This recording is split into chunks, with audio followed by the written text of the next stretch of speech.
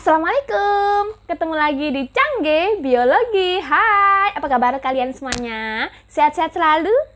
Kali ini Mbak Cangge bakalan bahas materi seputar semester 1, kelas 12. Cekidot, tapi jangan lupa like, komen, dan subscribe ya Cangge Biologinya. Beres? Yuk. Tada, coba kita lihat soal-soal berikut ini. Nanti Mbak Cangge akan memberikan beberapa contoh soal kurang lebih 8-9 soal. Beres? Yuk kita lihat. Tada! Nih, materi seputar bab pertama. Coba kalian lihat, perhatikan gambar tentang pengaruh cahaya terhadap hormon dan pertumbuhan tanaman berikut ini. Dadat. Nih, ini adalah contoh pertumbuhan tanaman. Kalau berbicara tentang cahaya matahari, ada hormon auksinnya, kalian kudu paham. Ingat, auksin itu paling banyak ditemukan di bagian ujung-ujung. Ujung apa aja, Mbak? Ada ujung akar, ada ujung batang. Pokoknya ingat-ingat di jaringan meristem apikal. Ingat, jaringan meristem apikal itu yang ada di ujung-ujung. Ujung akar, ujung batang. Beres? Nah, ingat yang namanya jaringan meristem apikal. Ini ada yang namanya hormon auksin. Hormon auksin itu berfungsi untuk merangsang pertumbuhan primer atau merangsang pertumbuhan memanjang. Makanya disebut apikal. Tapi masalahnya auksin itu akan rusak atau terurai kalau kena cahaya. Ingat-ingat, auksin akan terurai kalau kena cahaya. Beres? Nah, coba kita perhatikan nih, ada gambar tentang bagaimanakah pengaruh hormon auksin terhadap pertumbuhan tanaman berikut ini. Sebelah kiri nih, tanaman ini sebelah kiri ini ya, cahayanya ada di atas persis. Ingat Mbak Cangge tadi bilang kalau yang namanya hormon auksin akan terurai kalau kena cahaya.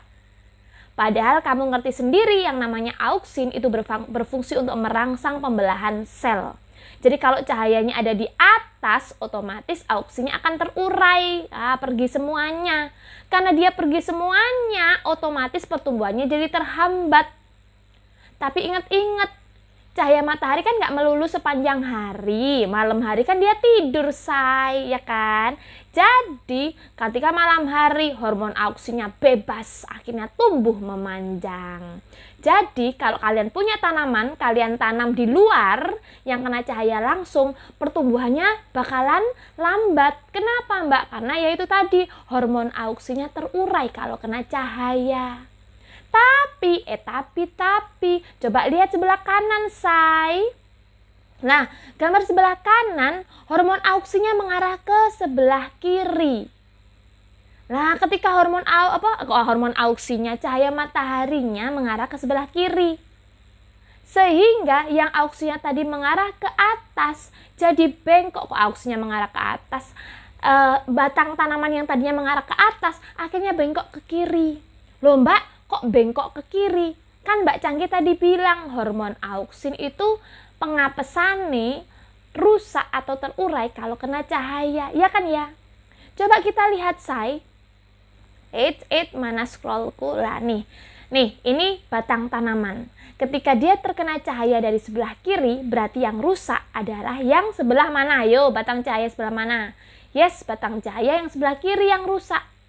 Yang kanan aman, yang kiri rusak.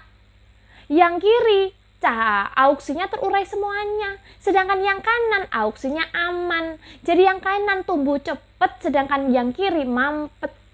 Karena kiri mampet, kanan cepat, akhirnya ketariklah. Nah, seolah-olah mengarah ke arah cahaya. Ngertos? Jadi kalau ditanya, manakah pernyataan berikut yang benar? Jawabannya adalah, yuk kita lihat.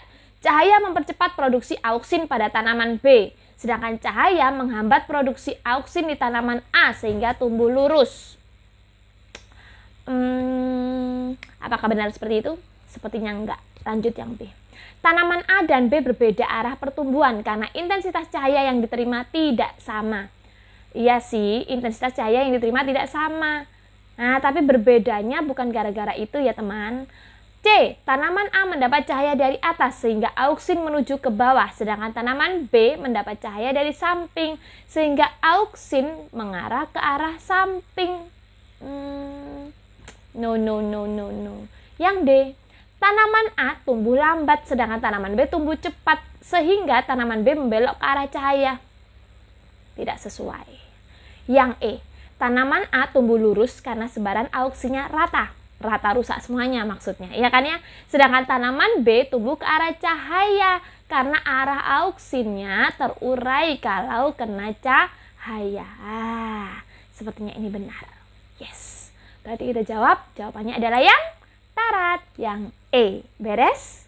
Kita lanjut kawan ke soal berikutnya, masih seputar pertumbuhan perkembangan.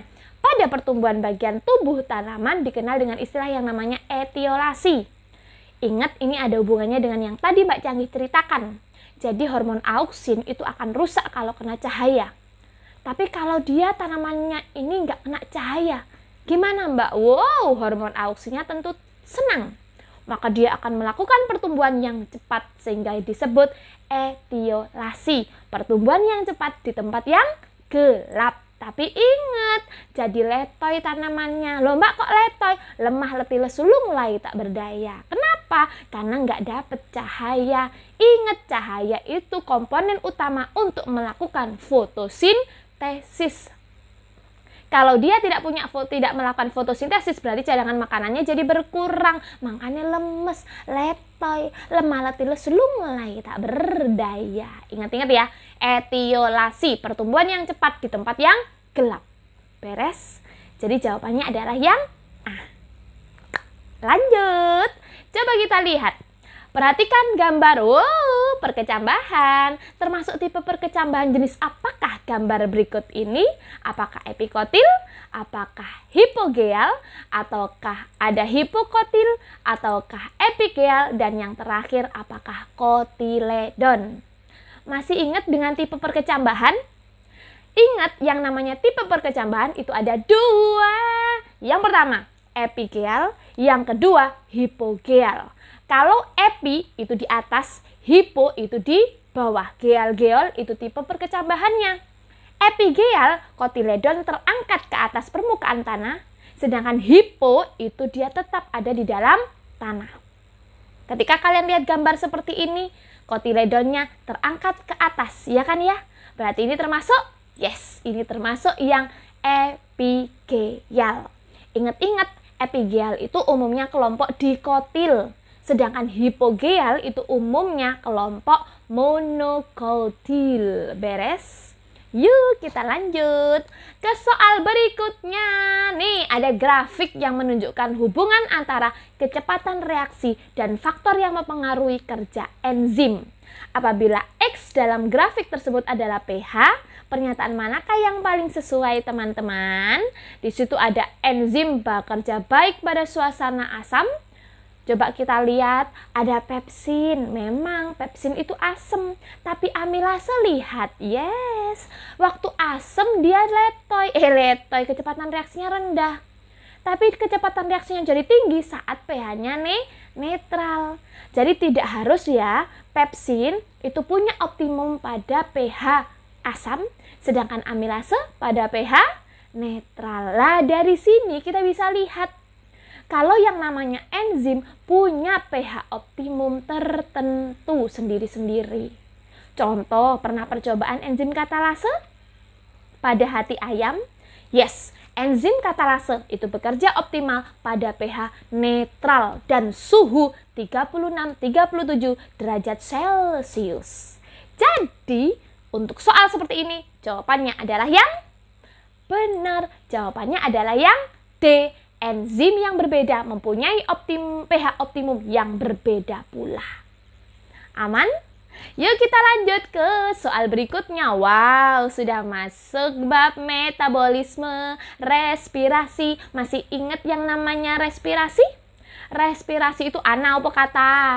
Yes, respirasi itu karo katabolisme rombak. Jadi ingat-ingat kalau ngomong yang namanya respirasi itu adalah perombakan. Nah, karena kalau nanti kalian ada pertanyaan, Apa artinya respirasi? Jangan sekali-sekali menjawab pernafasan. Oke?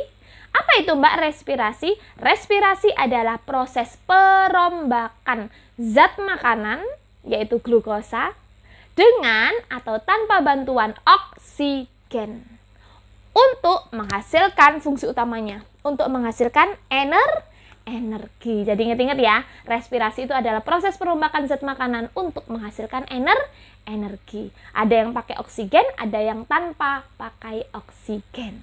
Beres? Nah, sekarang kita cekidot nih, ada soal. Tahapan respirasi berdasarkan tempat terjadi dan hasilnya adalah di situ ada glikolisis, dekarboksilasi, siklus dan kawan-kawan. Ingat, respirasi ada dua macam, ada respirasi aerob, ada respirasi anaerob. Kalau respirasi aerob itu butuh oksigen, ada 4 tahapan, terkenal dengan istilah yang namanya Gedesirae. Itu kalau respirasi aerob. Tapi kalau respirasi anaerob itu hanya 2 tahapan saja, yaitu glikolisis sama fermentasi. Ingat-ingat ya, 4 versus 2, energinya jelas berbeda. Yang respirasi aerob full energinya 36 ATP. Tapi kalau respirasi anaerob cuma sedikit 2 ATP. Jadi dengan kata lain, respirasi aerob itu adalah 18 kalinya respirasi anaerob. Beres? Tuh, coba kita lihat, masih ingat proses Gedesirae, glikolisis, dekarboksilasi, siklus Krebs, transfer elektron. Mbak Canggih bilangnya Gedesirae. Tempatnya jangan lupa, glikolisis tempatnya di sitoplasma, desi tempatnya di matriks mitokondria, transfer elektron tempatnya di membran dalam alias krista mitokondria. Bahannya jangan lupa. Jadi glikolisis bahannya adalah glukosa. Glukosa dipecah nanti jadi 2 molekul asam pirufat, 2 ATP sama 2 NADH. Sedangkan dekarboksilasi oksidatif, bahan dasarnya adalah hasil dari glikolisis tadi, hasil akhir, yaitu asam pirufat dibawa ke dekarboksilasi. Dipecah jadi 2 asetil-CoA, senyawa berkarbon 2. Nah, jadi ingat-ingat turun ya. Tadinya glukosa C6 turun jadi C3, C3 turun jadi C2. Lah, C2 alias asetil-CoA ini masuk ke dalam siklus Krebs. Dan pertama kali dia berikatan dengan asam yang namanya asam oksaloasetat. Nah, oke. Nanti jadinya adalah asam sitrat. Asam sitrat. Iya, tadi ya pokoknya siklus Krebs. Jadi kalau ditanya, siklus Krebs kenapa disebut asam sitrat? Karena hasil pertama kali siklus Krebs adalah asam sitrat. Oke. Tuh, lanjut. Siklus Krebs nanti menghasilkan produk paling banyak komplit, 4 CO2, 6 NADH, 2 FADH, dan 2 ATP. Sekarang masuk terakhir, transfer elektron. Say, kamu kan tadi ingat, Mbak Canggih tadi bilang, ini C6 turun jadi C3, C3 turun jadi C2, C2 dipecah sampai jadi C1, C1 itu CO2. Kan berarti habis chain-nya. Terus ketika habis, pada saat transfer elektron, yang masuk itu adalah oksigen. Oksigen berikatan dengan semua H, jadinya adalah H2O. Dan di sini nanti menghasilkan energi paling banyak, yaitu 34 ATP. Loh Mbak, 34 itu dari mana aja? Lah, hati-hati, 34 ATP itu berasal dari pengikatan oksigen dengan H. Kalau oksigen berikatan dengan H yang ada di NADH, satu H-nya dihitung 2 ATP. Sorry. NADH 3 ATP. Kalau berikatan dengan H yang ada di FADH, satu H-nya dihitung 2 ATP. Jangan kebalik ya. Kalau oksigen berikatan H di NADH berapa ATP? 3 ATP. Kalau di FADH, yes, 2 ATP. Makanya dihasilkan energi sebanyak 34. Dari mana aja Mbak? Ya hitung aja, 10 kali 3, 2 kali 2, totalnya 34. Beres? Ingat, oksigen terakhir kali berikatan dengan H jadinya adalah H2O. Maka kalau ada pertanyaan siapa aseptor elektron terakhir, jawabannya adalah Yes, jawabannya adalah oksigen. Beres? Kita lanjut ke soal. Tadi soalnya bagaimana, Say? Tahapan respirasi manakah yang paling cocok gitu ya? Kita lihat satu-satu. Glikolisis tempatnya di sitoplasma, bener. Nah, hasilnya 2 asam pirufat, bener. 2 ATP, bener. Harusnya 2, yes, bukan 2 FADH, tapi 2 NADH. Ini salah ya. Lanjut, B. Dekarboksilasi oksidatif tempatnya di matriks mitokondria, bener. Hasilnya 2 asetil-CoA, bener. Bukan 4 CO2, tapi 2 CO2. Ini salah ya, teman. C. Siklus Krebs, tempatnya di matriks mitokondria, benar. Hasilnya 4 CO2, yes. 6 NADH, yes. 2 FADH, yes. 2 ATP, yes. Oke, berarti jawabannya adalah yang C. Aman, beres ya. Lanjut, yang D salahnya kenapa, Mbak? Ingat, hasilnya bukan 36, tapi berapa tadi? 34. Oke, kita lanjut ke soal berikutnya. Masih seputar respirasi aerob. Perhatikan bagian skema dari respirasi aerob berikut. Nah, yang ditunjuk oleh huruf X itu apa ya, Nak? Coba lihat nih. Ada proses yang namanya glukosa, dipecah jadi 2 asam pirufat. Oh, nggak ada duanya, langsung dipecah jadi asam pirufat. Yang ditanya X-nya ini apa? Iya, jelas glikolisis. Isi sekali, teman-teman. Beres? Mbak, kalau asam pirufat ke asetil-CoA, ayo apa tadi? Dekarboksilasi oksidatif. Mbak, yang asam sitrat, apa tadi asam sitrat? Siklus Krebs. Cocok. Beres? Lanjut, men. Perhatikan jalur reaksi fermentasi berikut ini. Kamu disuruh nyari yang nomor 1 ini apa, pentul 1 ini. Nomor 2 itu apa, ini. Dan nomor 3 ini pentul 2 ini apa. Di sini ada kata-kata asetaldehid, ini adalah kata-kata glukosa. Ingat, yang namanya fermentasi itu ada 2 proses. Yang satu adalah proses glikolisis, di mana glukosa yang C-nya 6 ini dipecah jadi 2 molekul asam pirufat. Ini kan ya, jadi 3 ini. Jadi 3-nya ini asam pirufat. Lah, asam pirufat nanti dipecah jadi 2 ini, asetaldehid. Ini 3, ini 2, berarti lepas 1 pentulnya. Masih ingat yang pentulnya 1 siapa? CO2, yes. Ya, sebelum kita masuk ke soal, kita lihat nih. Macam-macam fermentasi. Ada fermentasi asam laktat, ada fermentasi alkohol. Beda ya, Nak? Kalau fermentasi asam laktat, coba lihat glukosanya nanti jadi asam pirufat, glikolisis. Nanti dari asam pirufat C-nya tetap 3, Nak. Asam laktat itu C-nya 3. Karena ini 3, ini juga 3, berarti tidak ada pelepasan C. Tapi kalau fermentasi alkohol, coba lihat. Glukosa menghasilkan 2 asam pirufat, menghasilkan 2 ATP, menghasilkan 2 NADH. Beres ya? Nah, 2 asam pirufat nanti jadi C2. Ini namanya asetaldehid. Di sini pentulnya 3, di sini pentulnya 2. Asam pirufat C3, asetaldehid C2. Lah, 3 ke 2 berarti ocul 1. Nah, pentul 1 itu berarti CO2. Ya kan ya? Lanjut, asetaldehid baru difermentasi jadi 2 etanol dengan bantuan NADH. NADH masuk, dipakai hanya, sisanya adalah NAD+. Kita lihat kembali lagi ke soal. Ya kan ya? Nah, ini proses fermentasi alkohol. Kalau ada soal seperti ini, berarti pentul 1 tadi namanya apa? Yes, pentul 1 adalah CO2, sedangkan nomor 2 yang di sini hasilnya yang masuk NADH, hasilnya adalah NAD. Yang terakhir adalah etanol. Beres? Berarti jawabannya adalah yang B. Ada pertanyaan, Say?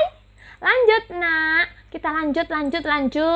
C6H12O6. Wah, proses fermentasi. Ditanya, manakah jawaban yang paling sesuai? Yuk.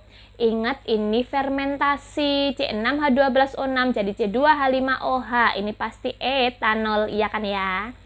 Ekso apa endo? Eksoterm. Ingat-ingat kalau respirasi pasti eksoterm. Kalau endoterm itu fotosintesis. Menyerap panas atau menghasilkan panas? Yes, dia melepas panas. Kalau menyerap panas itu fotosintesis. Terjadi di mitokondria atau terjadi di sitoplasma? Terjadi di sitoplasma. Kalau respirasi aerob baru mitokondria ya. Terjadi secara anaerob? Tentu iya. Fermentasi alkohol? Yes. Menghasilkan gas CO2? Yes. Menghasilkan air atau tidak? Tadi ada airnya? Oh, tentu tidak. Berarti jawabannya yang sesuai adalah yang yang D. 1, 4, 6, 7, 8, 10. Beres? Oke, kita lanjut. Wow, percobaan enzim katalase. Siapa yang sudah pernah percobaan pakai hati ayam? Nah, semua hati ada. Jangan hatimu, Eman. Hati ayam. Itu di dalamnya ada enzim katalase. Nah, di sini nanti ada percobaan bagian suhunya dijadikan variabel bebas. Ingat, variabel bebas itu variabel yang dibuat untuk berubah-ubah ya. Nah, ada yang suhu 30, 35, 37, bla bla bla bla. Kesimpulan dari percobaan tersebut adalah, coba lihat, di suhu 37 gelembungnya banyak. Gelembung sama nyala api itu menandakan kalau enzim katalase bekerja optimal. Karena enzim katalase mengubah H2O2 dipecah jadi H2O plus oksigen. Oksigen ini yang kita lihat dari gelembung sama nyala api. Dari sini kita lihat kalau suhu 37, kerjanya optimal. Mana yang paling sesuai? Kerja enzim katalase tidak dipengaruhi suhu. Ngawur. Semakin rendah suhu maka semakin efektif. Tidak. Semakin tinggi suhu maka semakin tambah rusak, gak tambah efektif. Kerja enzim optimal pada suhu 43. Ngawur, dirimu suhu 43 panas setep kejang yo kan yo. Waalaikumsalam, jangan. Yang E, kerja enzim optimal pada suhu 37. Yes, berarti jawabannya adalah yang mudah bukan? Masih semangat? Kalau ngantuk, nang minum dulu. Oke. Lapar sambil nyambil, sambil denger Mbak Cangge. Oke, lanjut, say. Nih, perhatikan gambar percobaan berikut. Masih percobaan fotosintesis, metabolisme. Nah, dari gambar di bawah ini, bukan di atas. Tabung 3, 1, 2, 3, memiliki gelembung gas yang lebih banyak daripada tabung yang lainnya. Ini membuktikan bahwa fotosintesis memerlukan, lihat nih, yang nomor 1 ditaruh di tempat teduh, gelembungnya sedikit. Yang 1 terkena cahaya langsung, ada gelembungnya lebih banyak. Yang ketiga, gelembungnya tambah banyak. Kenapa, Mbak? Karena sinar langsung plus NaHCO3. Jadi NaHCO3 ini apa, Mbak? Natrium bikarbonat kalau nggak salah. Ya kan, kimia. Nah, NaHCO3 ini berfungsi untuk menambah kadar CO2. Ingat, fotosintesis itu butuh cahaya, butuh CO2, tidak butuh oksigen. Malah yang dihasilkan adalah oksigen. Jadi di sini jawabannya adalah butuh cahaya dan butuh CO2. Beres? Kita lanjut, say. Berikut ini skema atau diagram proses siklus Calvin-Benson. Coba lihat. Wow, dari diagram berikut dapat dijelaskan bahwa pada bagian nomor 1 ini ya, say, dan 2 ada terjadi proses apa? Ingat, yang namanya proses siklus Calvin-Benson itu terjadi pada reaksi gelap fotosintesis. Tempat terjadinya adalah di stroma. Nanti di sini yang namanya reaksi gelap itu menghasilkan yang namanya C6H12O6 alias menghasilkan yang namanya glukosa. Coba kita lihat, ini adalah proses yang pertama adalah fiksasi CO2, yang kedua adalah fase reduksi pengurangan, yang terakhir adalah fase regenerasi. Lah kita lihat di soal kan CO2 masuk, berarti yang ini ya. Berarti fase apa yang tadi? Yes, fase fiksasi. Sedangkan yang kedua di sini melepas glukosa. Ini reduksinya ya. Kalau glukosanya berarti dia melepas sintesis. Berarti jawabannya adalah yang B. Kita lihat soal berikutnya. Urutan basa dalam rantai DNA membentuk kode genetik tertentu. Di situ ada rantai nukleotida DNA. Ada CCA, ada TTA, ada CAC, dan kawan. Yang ditanya adalah urutan basa nitrogen rantai nukleotida DNA adalah, ingat, DNA yang ditanya adalah komplemennya atau pelengkapnya. Kalau komplemen atau pelengkapnya berarti kalau misalkan dia template berarti komplemennya adalah yes, anti template. Yuk kita lihat. Karena yang ditanya adalah DNA pelengkap berarti DNA pasangan. Jadi kalau yang ditanya CCA berarti pasangannya adalah, masih ingat nggak? A pasangannya dengan T, G pasangannya dengan C. Berarti kalau CCA jadinya GGT, TTA AAT, ACAC, AGTG, ACTT, AGAA. Oke, berarti jawabannya yang benar adalah yang yes, yang D. Ada pertanyaan?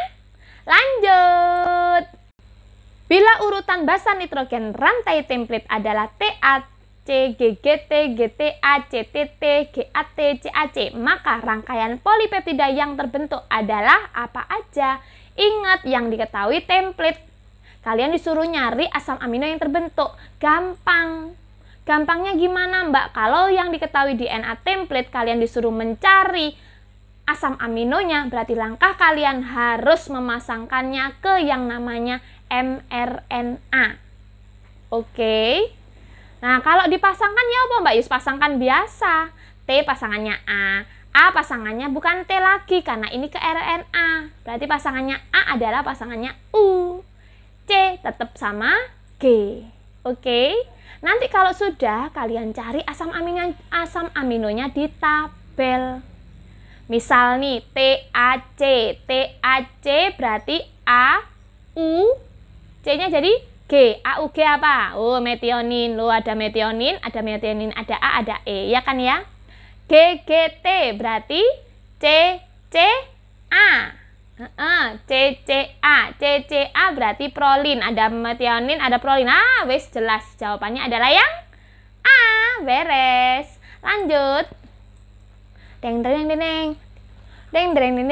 Suatu sel hidup mensintesis asam amino methystirserglipe. Di sini ada option.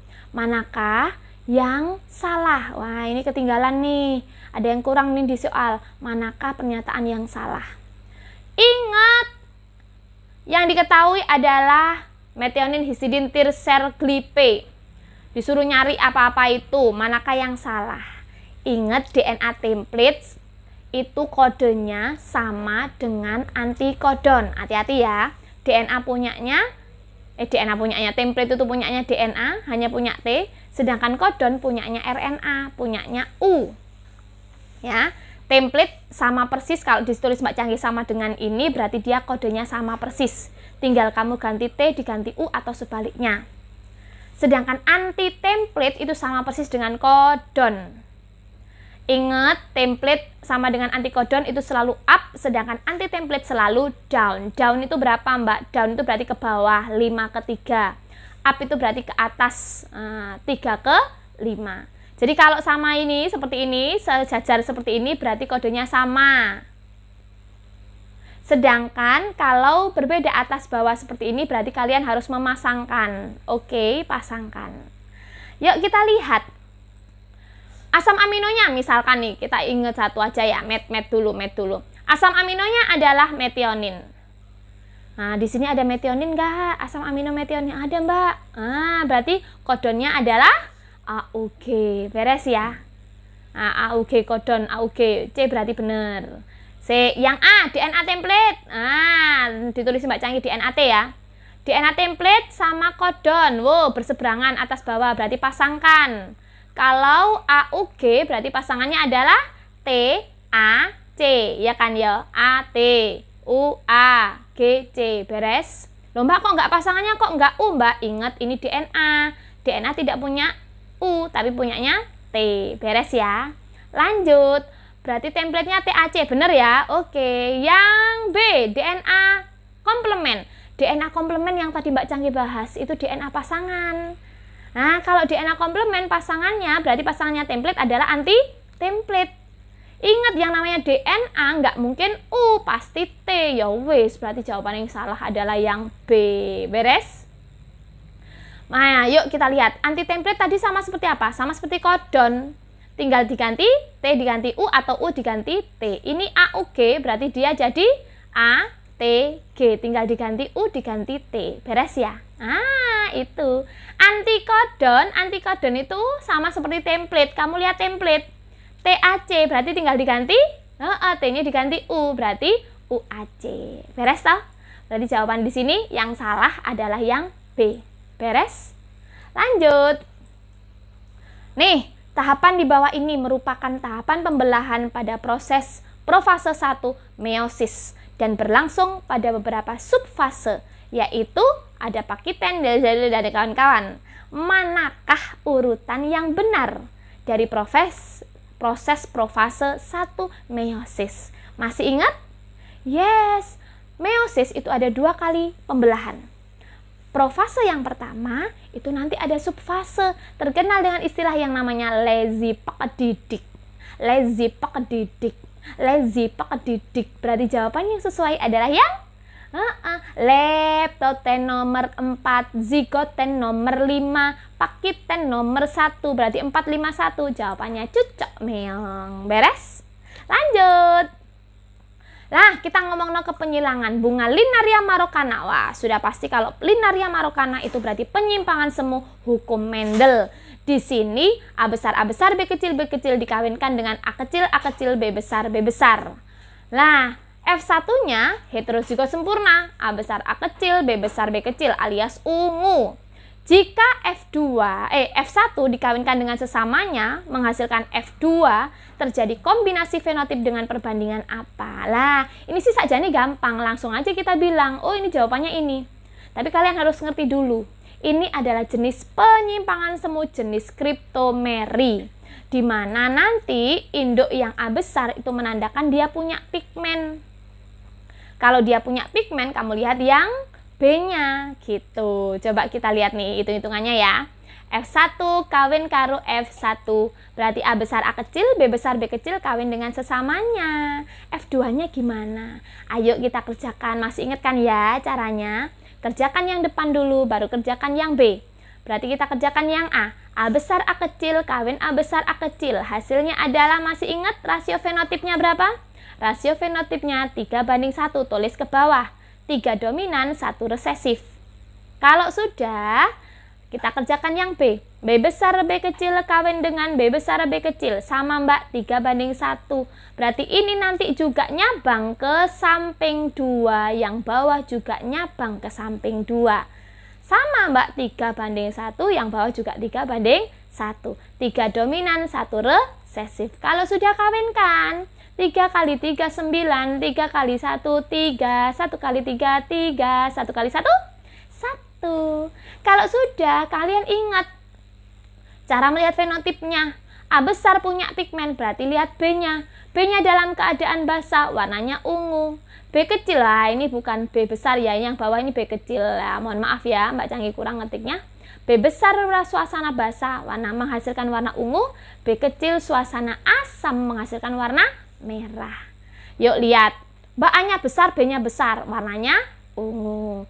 A besar, B-nya kecil, warnanya merah. A-nya kecil, nggak usah dilihat lagi kalau A kecil tidak punya pigmen. Kalau tidak punya pigmen, jelas warnanya putih. Ini juga putih.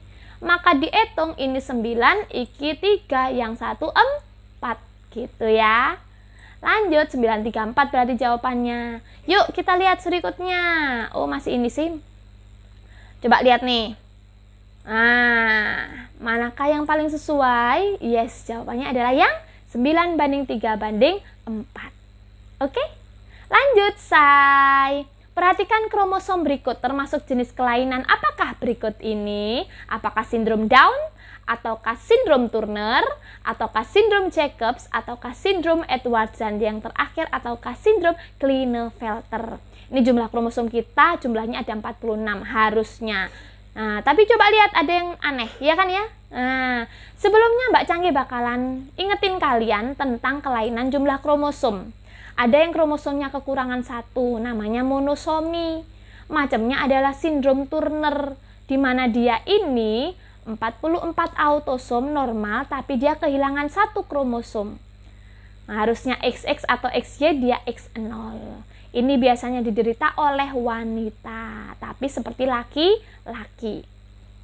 Ada monosomi, ada trisomi. Kalau tadi kekurangan satu, kalau ini kelebihan satu. Ada sindrom Klinefelter, ada sindrom Jacobs, ada sindrom metafemale, ada sindrom Down, ada sindrom Patau, dan ada sindrom Edwards. 3 yang atas, Klinefelter, Jacobs, metafemale, yang bermasalah di kromosom seksnya. Tapi kalau Down, Patau, dan Edwards yang bermasalah adalah di autosomnya. Oke, coba kita lihat yang tadi. Nah, yang bermasalah adalah yang mana, Say? Yang bermasalah adalah yang yes. Ini yang terakhir. Yang lainnya aman berpasangan semuanya, tapi coba lihat. X, Y. Nah, X, Y kan berarti Y ini ketambahan 1. Sindrom apa tadi? Yes, kalau Y-nya ketambahan 1 adalah sindrom Jacobs. Beres. Ada pertanyaan? Nah, paling tidak itu, jangan lupa like, komen, dan subscribe biar tambah semangat terus untuk mengerjakannya. Oke, terima kasih di lain kesempatan. Bye-bye. Wassalamualaikum warahmatullahi wabarakatuh. Dadah.